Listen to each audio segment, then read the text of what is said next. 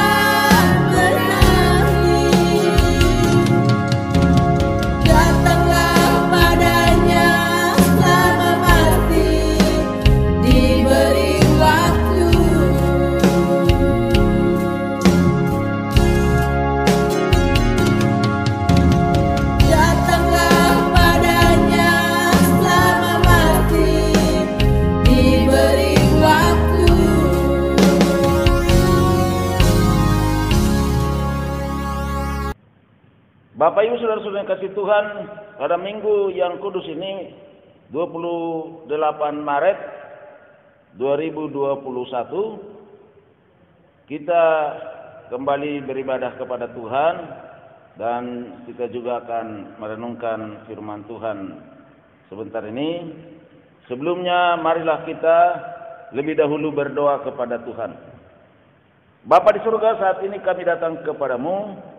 Kami bersyukur atas anugerah dan kasih Tuhan dan atas segala berkat yang kami sudah terima daripadamu, berkat kekuatan, kesehatan, dan juga berkat rezeki yang selalu Tuhan berikan bagi kami, dan terutama kami semua selalu baik dan sehat, dijauhkan dari virus COVID-19, dan diberkati Tuhan kami dalam melayani segala pekerjaan-Mu.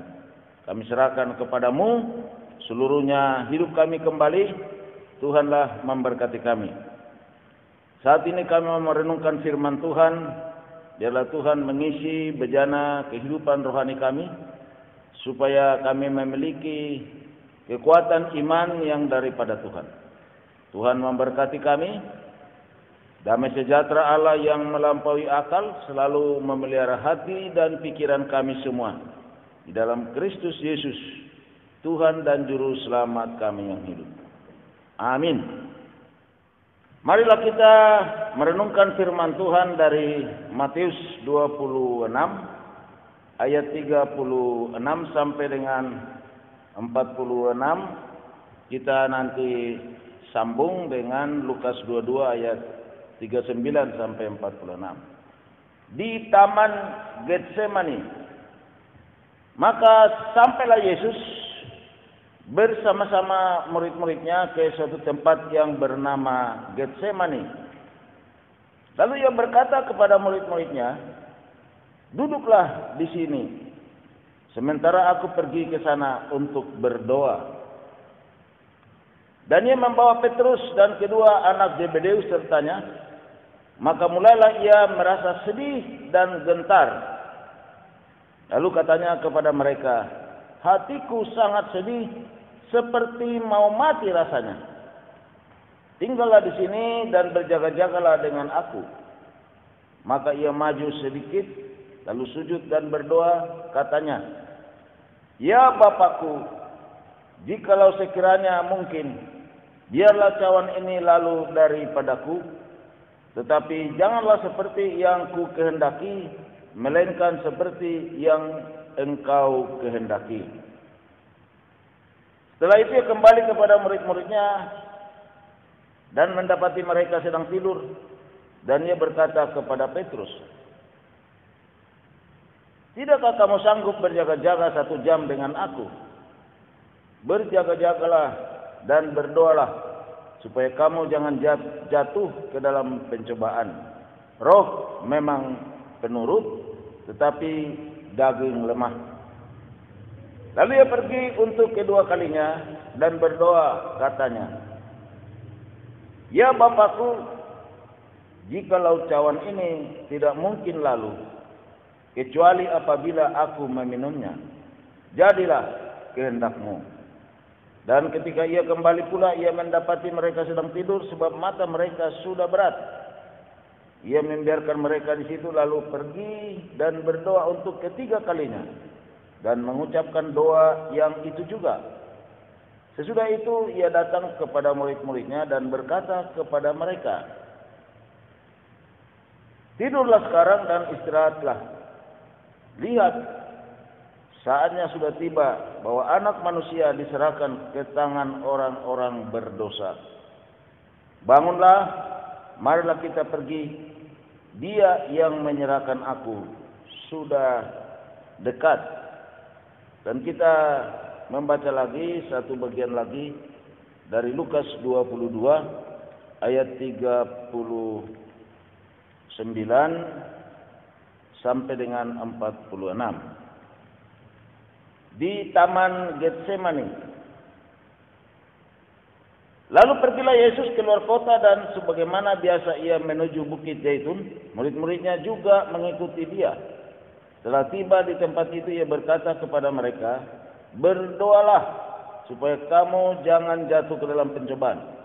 Kemudian ia menjauhkan diri dari mereka kira-kira sepelempar batu jaraknya. Lalu ia berlutut dan berdoa katanya, "Ya Bapakku, jikalau engkau mau, ambillah cawan ini daripadaku. Tetapi bukanlah kehendakku, melainkan kehendakmu lah yang terjadi." Maka seorang malaikat dari langit menampakkan diri kepadanya untuk memberi kekuatan kepadanya. Ia sangat ketakutan dan makin bersungguh-sungguh berdoa. Peluhnya menjadi seperti titik-titik darah yang bertetesan ke tanah. Lalu ia bangkit dari doanya dan kembali kepada murid-muridnya. Tetapi ia mendapati mereka sedang tidur karena duka cita. Katanya kepada mereka, "Mengapa kamu tidur?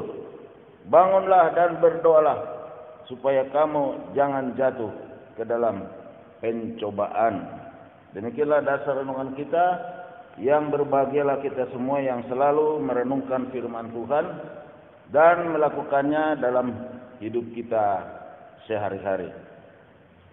Bapak Ibu saudara-saudara yang kasih Tuhan, goal atau sasaran utama saya dengan firman Tuhan kali ini adalah, pertama, agar umat Tuhan dapat memahami dan menghayati betapa besarnya pergumulan Tuhan Yesus untuk menjalani penebusan dosa manusia sampai mati di kayu salib.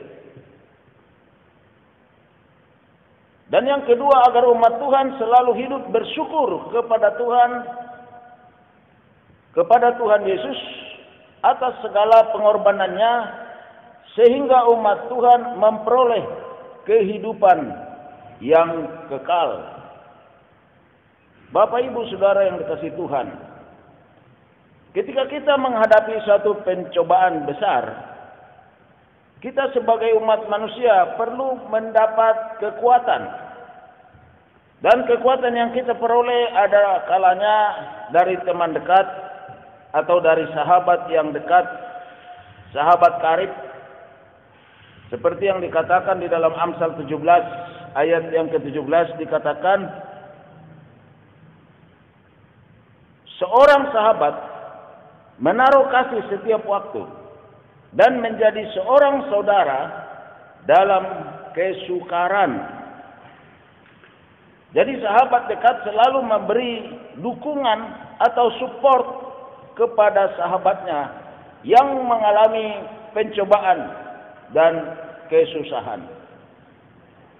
Tetapi apa yang dialami oleh Tuhan Yesus ketika dia akan menghadapi kesusahan, murid-muridnya masa bodoh dan semua tertidur pulas, tertidur nyenyak. Itu yang terjadi di Taman Getsemani, di mana Tuhan Yesus mengambil waktu untuk berdoa, menyerahkan dirinya kepada Allah, kepada Bapanya, atas segala hal yang akan dialaminya ke depan dalam rangka penyelamatan umat manusia dari hukuman dosa. Tuhan Yesus sudah mengetahui bahwa telah tiba saatnya program penebusan dosa manusia dengan penyiksaan, penyaliban sampai kematiannya yang akan dialaminya. Itu sebab Tuhan Yesus mengambil waktu berdoa, mohon kekuatan dari Allah. Ada 3 hal yang dialami Tuhan Yesus dalam menggumuli penderitaan yang akan dialaminya dalam rangka penebusan dosa umat manusia ini. Yang pertama yang dialami oleh Tuhan Yesus, sesuai dengan yang kita baca tadi, yang pertama adalah kengerian yang amat sangat. terjadi di dalam diri Tuhan Yesus. Itu dapat kita lihat dari Matius 26 ayat 38 sampai 30 ayat 37 sampai 38. Kita baca kembali. Dan dia membawa Petrus dan kedua anak Zebedeus sertanya, maka mulailah ia merasa sedih dan gentar. Ayat 38, lalu katanya kepada mereka, hatiku sangat sedih, seperti mau mati rasanya. Kemudian kita juga membaca dari Lukas 22 ayat yang ke-44 yang kita tadi sudah baca juga. Ia sangat ketakutan dan makin bersungguh-sungguh berdoa. Peluhnya menjadi seperti titik-titik darah yang bertetesan ke tanah. Dari ayat-ayat ini nampak jelas kepada kita bahwa Tuhan Yesus mengalami rasa kengerian yang amat sangat, seperti yang dijelaskan tadi Matius 26 ayat 37. Mulailah Yesus merasa sedih dan gentar. Dan ayat 38, hati Yesus sangat sedih, seperti mau mati rasanya. Dan ayat 39, Tuhan Yesus bernegosiasi, bertawar dalam doa kepada Bapaknya, kepada Allah kita, bahwa jika bisa, biarlah penderitaan yang akan dialaminya tidak terjadi atau lalu daripada Yesus. Permintaan ini atau negosiasi ini dia sampaikan kepada Allah Bapa 3 kali oleh Tuhan Yesus. Tuhan Yesus ingin agar penderitaan itu tidak jadi dialaminya. Tetapi ada selalu kata-kata daripada Tuhan Yesus yang mengatakan, janganlah seperti yang ku kehendaki, melainkan seperti yang engkau kehendaki. Jadi Tuhan Yesus sudah membulatkan diri untuk melaksanakan kedaulatan daripada Tuhan. Jadilah kehendakmu, bukan kehendakku. Dalam Lukas 22 ayat 44, Tuhan Yesus dikatakan amat sangat ketakutan dan peluhnya sampai seperti titik-titik darah yang bertetesan ke tanah. Pantaslah bahwa Tuhan Yesus mengalami kengerian yang amat sangat.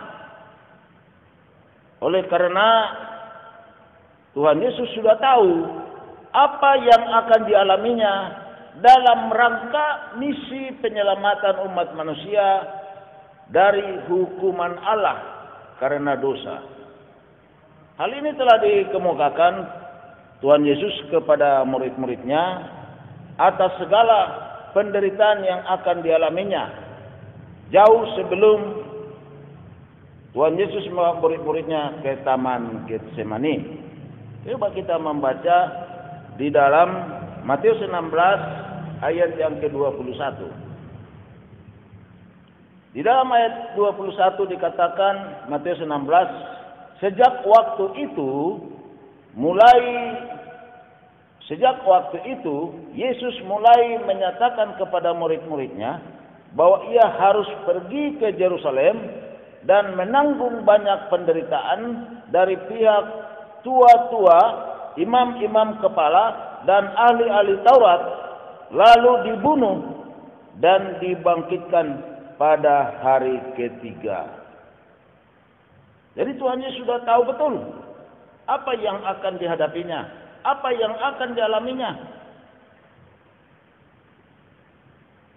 Dia bisa memprediksi segala penderitaan yang sangat luar biasa sampai kepada kematiannya di kayu salib. Dan itu sudah dikasih tahu kepada murid-muridnya jauh sebelum Tuhan Yesus membawa murid-muridnya ke Taman Getsemani. Saya teringat kepada film yang selalu ditayangkan ketika 30 September. Jadi film G30S PKI itu satu film yang kita dulu hampir tiap tahun menonton dan tidak pernah kita merasa bosan, ya, selalu ingin menonton. Dan ada satu hal di dalam tayangan film itu yang saya sendiri membayangkan apa yang dibayangkan oleh Tuhan Yesus, yaitu apa yang dialami oleh salah seorang pahlawan revolusi kita, yaitu Kapten Anomerta Pierre Tendean. Ketika di lubang buaya, Pierre Tendean di dalam film itu dia melihat semua disiksa yang sudah di dalam penguasaan PKI, semua disiksa dan sudah berdarah-darah, dan juga sudah dia lihat tidak terlihat lagi bentuk daripada muka seseorang yang karena disilet semua wajahnya. Lalu kemudian dia melihat sendiri satu dua dibunuh, dan akhirnya dia lihat sendiri lagi dimasukkan ke lubang. Dan itu yang kita namakan sekarang lubang buaya. Oleh karena itu saya perhatikan Pierre Tendean yang pada waktu itu masih belum dibunuh, belum dimasukkan ke lubang, dia masih melihat. Dan dia sudah mulai sangat ngeri. Dan napasnya sudah seperti sangat-sangat ketakutan. Saya bisa membayangkan film itu, bagaimana dibuat sedemikian rupa, tetapi saya teringat kepada apa yang Tuhan Yesus pikirkan, sehingga dia mengatakan, hatiku seperti mau mati rasanya, sangat gentar, dan terus-menerus berdoa karena ketakutan. Nah, makanya saya ingat pahlawan revolusi kita yang masih muda ini, yaitu Kapten Anomerta Pierre Tendean. Dia melihat teman-temannya sampai semua muka enggak jelas lagi, sampai akhirnya dibunuh dan dimasukkan ke lubang. Dan dia sangat ngeri pada waktu itu. Jadi ketika saya merenungkan apa yang ada di dalam perasaan daripada Tuhan Yesus yang akan menghadapi penyiksaan demi penyiksaan, penyaliban sampai kematiannya, yang mana itu sudah diketahui dan sudah diberitahu oleh Tuhan Yesus kepada murid-muridnya jauh sebelum Tuhan Yesus ditangkap, jauh sebelum Tuhan Yesus membawa muridnya ke Taman Getsemani. Nah, itu yang kita baca tadi di dalam Matius 16 ayat 21. Jadi ini yang pertama, kita lihat apa yang dialami oleh Tuhan Yesus. Dan yang kedua, apa yang dialami oleh Tuhan Yesus. Karena penderitaan yang akan dialami sudah diketahui oleh Tuhan Yesus, sehingga Yesus merasa ngeri yang amat sangat. Maka hanya doa yang dapat menenangkan hatinya. Di dalam Matius 26 ayat 39 sampai 44 yang kita baca tadi, bahwa Tuhan Yesus sampai 3 kali berdoa secara khusus kepada Tuhan. Dan di dalam Lukas 26,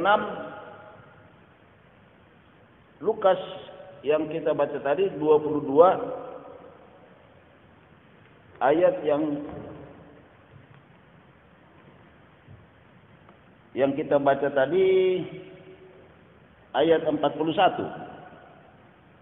bahwa dari tempat murid-muridnya yang tertidur itu, yaitu Petrus, Yakobus dan Yohanes, ke tempat dia berdoa, dikatakan jaraknya kira-kira sepelempar batu jaraknya.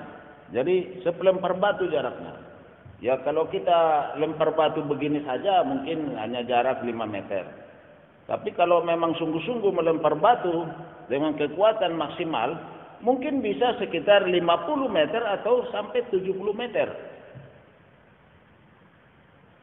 Jadi makanya sedikit agak ada jaraknya dari tempat murid-muridnya yang tertidur dengan tempat berdoa. Nah coba kita bayangkan, dia sudah selesai berdoa 1 kali. Kemudian datang kepada murid-muridnya, dia lihat mereka sedang tidur lagi. Tidur pulas, karena dikatakan matanya sudah sangat berat.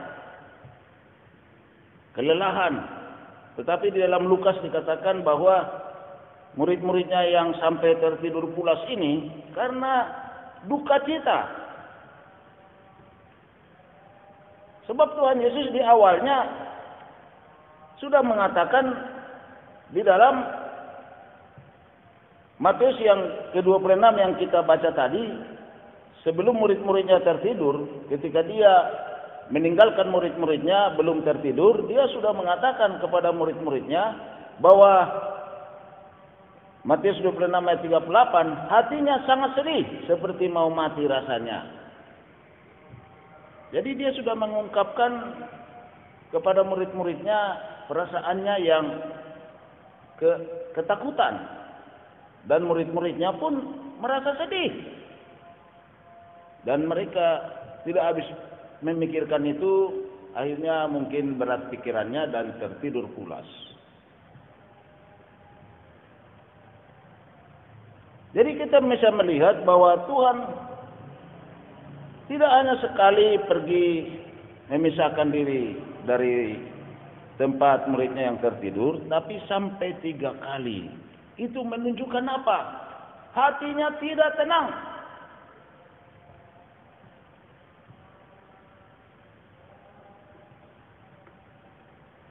Tetapi Tuhan Yesus berpikir bahwa berdoa, memohon kekuatan dari Bapaknya, dari Allah kita, itu yang terbaik. Dia ingin mendapatkan kekuatan daripada Bapaknya, daripada Allah kita. Kekuatan untuk menghadapi penderitaan yang amat sangat nanti yang akan dialaminya ketika nanti dia sesudah divonis untuk dihukum mati, sampai dibawa ke Golgota, sampai disalibkan, disiksa habis di tempat di mana dia disalibkan, sampai nanti ditikam lumbungnya dan tercurah darah dan dia sampai mati. Dan Tuhan Yesus sudah tahu akan terjadi hal sedemikian. Itulah sebabnya dia hanya memohon kekuatan yang daripada Tuhan.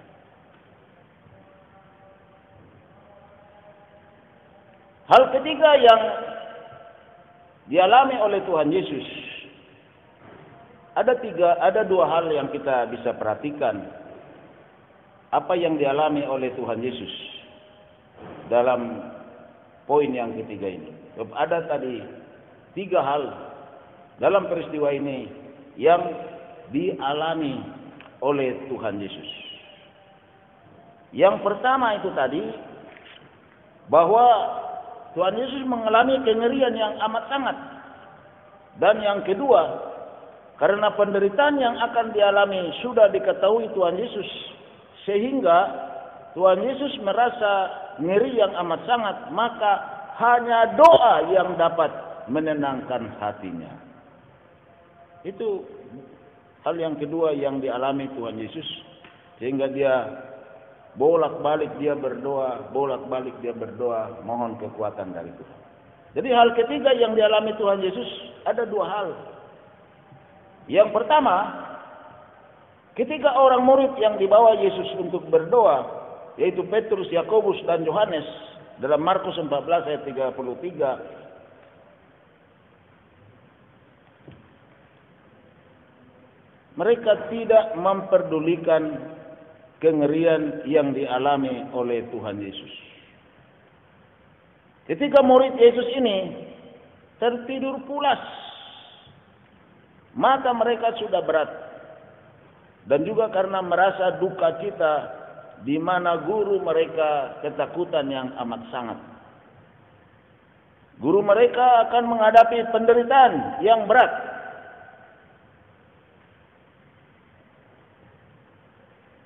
Kalau kita membaca di dalam Matius 26 ayat 38, kembali kita membaca, lalu katanya kepada mereka, hatiku sangat sedih seperti mau mati rasanya.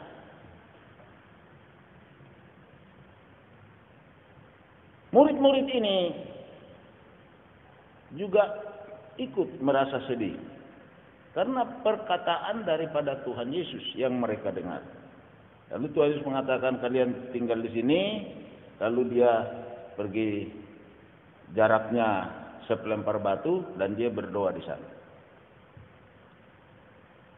Jadi makanya di sini kita melihat bahwa Tuhan Yesus mengalami tidak ada pendukungnya. Murid-muridnya tidak mendukungnya. Murid-muridnya tidak mensupport dia dalam hal Tuhan Yesus yang akan menghadapi hal yang berat, penderitaan yang berat sampai mati di kayu salib. Jadi ini merupakan suatu hal yang dialami Tuhan Yesus. Dia harus menghadapi sendiri, tanpa ada support, tanpa ada dukungan. Terutama dari murid-muridnya yang setiap hari bersama-sama dengan dia. Yang kedua, hal yang dalam Tuhan Yesus yaitu Tuhan Allah mengutus seorang malaikat kepada Yesus untuk memberi kekuatan kepadanya. Seperti yang kita baca Lukas 22 ayat 43. Di sini dikatakan, maka seorang malaikat dari langit menampakkan diri kepadanya untuk memberi kekuatan kepadanya. Ini sangat luar biasa, di mana Tuhan mengutus malaikat memberi kekuatan yang kekuatan surgawi, kekuatan ilahi, kekuatan dari Allah yang diberikan malaikat ini atas suruhan Allah kepada Yesus. Sehingga dengan kekuatan itulah nantinya Tuhan Yesus bisa menghadapi segala macam penderitaannya yang kita nanti juga bisa mengikutinya pada Jumat Agung ketika kita merayakan kembali kematian Tuhan Yesus di kayu salib di Golgota. Jadi makanya kita melihat Tuhan Yesus diberi kemampuan oleh Allah, kemampuan spiritual untuk menghadapi penderitaan. Kemampuan spiritual adalah kekuatan yang luar biasa daripada Allah. Dan itulah bekal Yesus menghadapi semuanya sampai mati di kayu salib. Bapak Ibu saudara-saudara kasih Tuhan, apa yang dapat kita jadikan sebagai bahan perenungan kita dari firman Tuhan ini? Pertama adalah kita harus bersyukur kepada Yesus atas kesiapannya dengan kekuatan yang daripada Tuhan Allah untuk melaksanakan misi penebusan dosa umat manusia, termasuk dosa kita. Sekalipun dia akan mengalami penderitaan yang amat sangat bahkan sampai mati di kayu salib di Golgota. Ini yang pertama. Ini menjadi bahan perenungan kita. Yang pertama, saya ulang lagi, kita harus bersyukur kepada Tuhan Yesus atas kesiapannya, ya, atas kesiapannya. Penderitaan belum terjadi, tapi Yesus mempersiapkan diri sedemikian rupa, dan di dalam persiapannya itu dia hanya berdoa mohon kekuatan dari Tuhan, dan Tuhan Allah memberi kekuatan yang berlimpah kepadanya melalui malaikat suruhan Allah. Yang kedua, apa yang dapat kita jadikan sebagai bahan perenungan kita dari firman Tuhan ini? Yaitu kita harus selalu menghormati Tuhan Yesus dan mengasihinya dengan segenap hati, segenap jiwa, segenap kekuatan, dan segenap akal budi kita. Dan juga kita selalu melakukan segala kehendaknya agar keselamatan kita tetap menjadi milik abadi kita. Nah, ini dia. Jadi jangan sampai keselamatan yang diberikan oleh Tuhan Yesus kepada kita dengan segala pengorbanannya di kayu salib di Golgota, jangan sampai kita remehkan. Bahkan jangan sampai akhirnya itu diambil oleh Tuhan karena kita masuk di dalam kubangan dosa. Kita meninggalkan Tuhan Allah. Mungkin oleh karena jodoh, mungkin oleh karena jabatan, mungkin oleh karena kesibukan juga.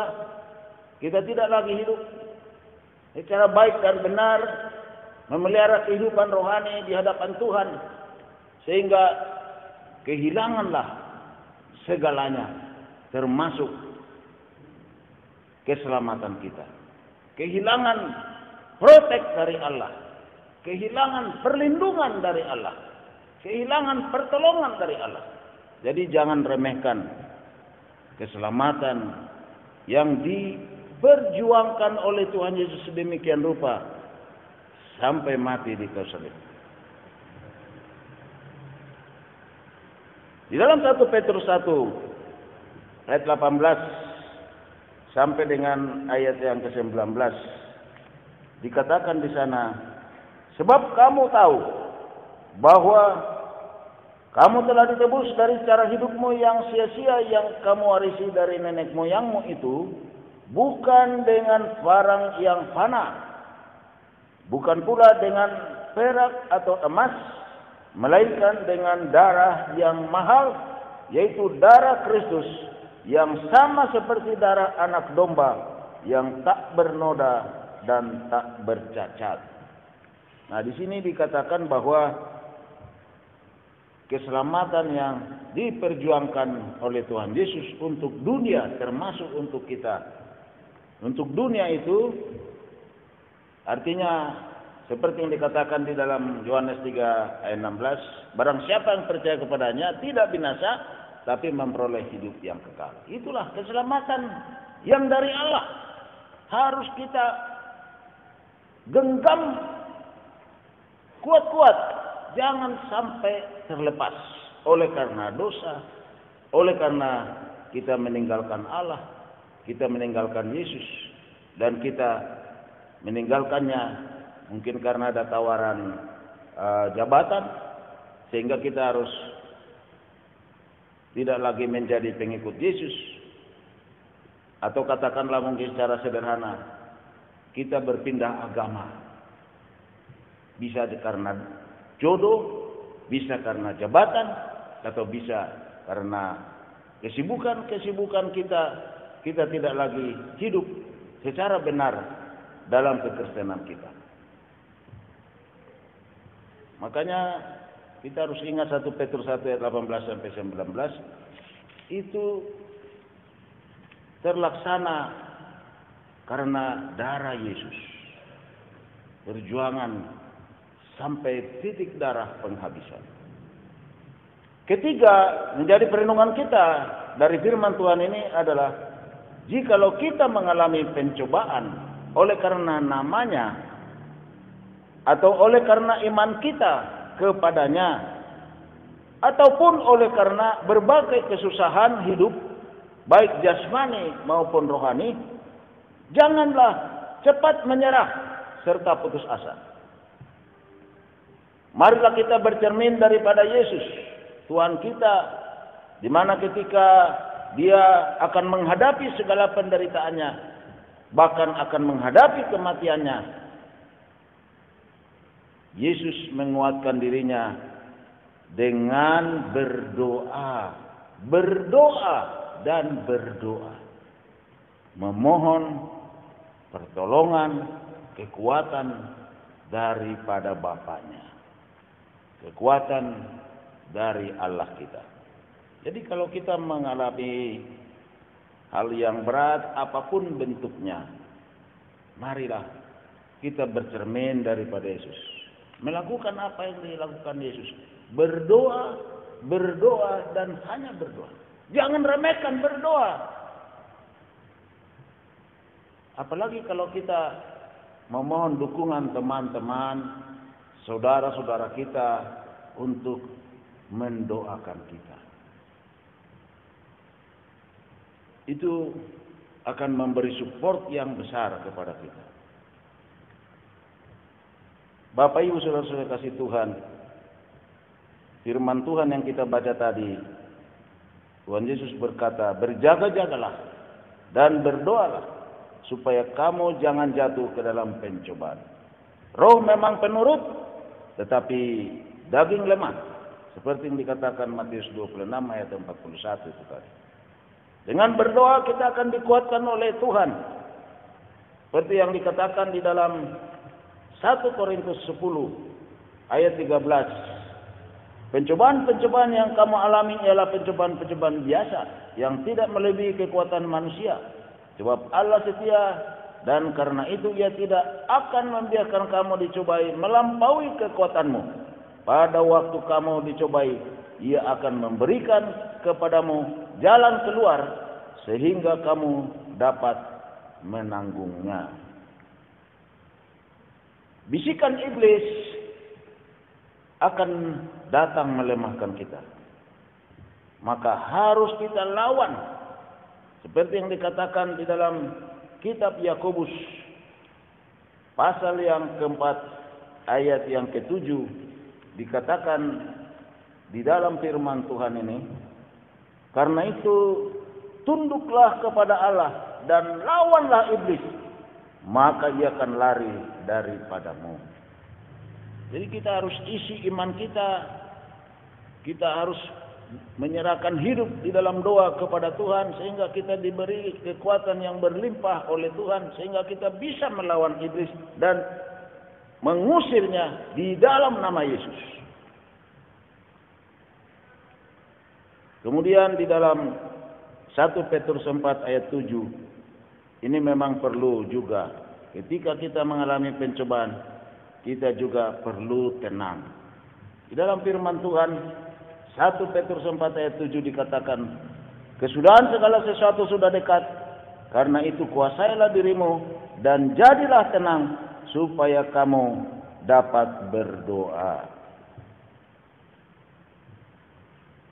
Kadang-kadang kita tidak bisa tenang kalau sudah datang pencobaan. Kadang-kadang kita tidak bisa konsentrasi untuk berdoa sekalipun kalau sudah datang berbagai masalah yang sulit, penderitaan yang besar, kesusahan yang kita alami, sering kita tidak bisa konsentrasi untuk berdoa. Tetapi firman Tuhan ini menolong kita kembali, supaya kita bisa menenteramkan hati kita, kita bisa menenangkan hati kita, kita berdoa kepada Bapa kita di surga. Dikatakan 1 Petrus 4 ayat 7 yang kita baca tadi, jadilah tenang supaya kamu dapat berdoa. Kita harus berjaga-jaga dalam menghadapi apapun, kesulitan, kesusahan, sakit, penyakit, ataupun segala kekurangan materi atau kebutuhan hidup. dengan hanya mengandalkan kekuatan, belas kasihan dan karunia atau kemurahan daripada Allah kita. Tuhan Yesus sangat mengasihi kita. Apapun diperbuatnya untuk keselamatan kita. Bahkan sampai mati di kayu salib di Golgota. Tuhan Yesus sangat siap untuk menghadapi penderitaannya demi kita, demi dunia ini, agar tidak binasa masuk ke neraka, melainkan memperoleh hidup yang kekal. Bapak, Ibu, saudara-saudara yang kasih Tuhan, marilah kita memuji-muji Tuhan Allah. Marilah kita selalu bersyukur senantiasa, dan marilah kita melakukan segala kehendak-Nya, agar apa yang telah diperbuat Tuhan Yesus untuk kita tidak sia-sia. Tuhan Yesus memberkati kita semuanya. Amin. Mari kita satu di dalam doa. Bapa di surga, saat ini kami datang kepadamu mengucap syukur atas segala anugerah kasih-Mu, segala yang Tuhan buat bagi kami, di mana dalam perenungan kami pada saat ini dari firman-Mu, dari peristiwa Tuhan Yesus membawa murid-muridnya ke Taman Getsemani untuk berdoa memohon kekuatan dari Tuhan, dari Bapa Surgawi, agar Tuhan Yesus diberi kekuatan yang berlimpah oleh Allah Bapa di surga untuk menghadapi penderitaan yang sangat luar biasa yang akan dihadapinya sampai kepada kematiannya, bahkan sampai kepada penguburan. Bapa di surga, kami berdoa kepadamu, Tuhan memberkati kami dalam renungan firman Tuhan ini, agar kami selalu bersyukur kepadamu, agar kami senantiasa melakukan kehendak-Mu, menjauhkan diri dari dosa, hidup kudus di dalam Tuhan, sehingga kami selalu berada di dalam koridor keselamatan yang daripada Tuhan Yesus, yang diperjuangkan oleh Tuhan Yesus sampai mati di kayu salib. Terima kasih ya Tuhan, kami berdoa untuk bangsa dan negara kami. Berkatilah supaya bangsa dan negara kami ini dengan segala apa yang mereka atur dalam rangka memvaksinasi semua masyarakat di Indonesia ini, sehingga kami bisa lebih kuat lagi menghadapi pandemi ini, dan kami akan bisa melewati masa yang sukar ini. Tuhanlah menolong kami, menolong Bapak Presiden kami, Wakil Presiden maupun juga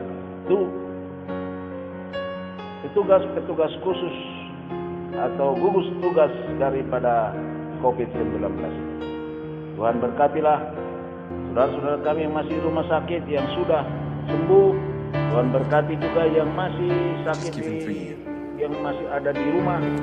Tuhan jamah, Tuhan sembuhkan, Tuhan berkati kami.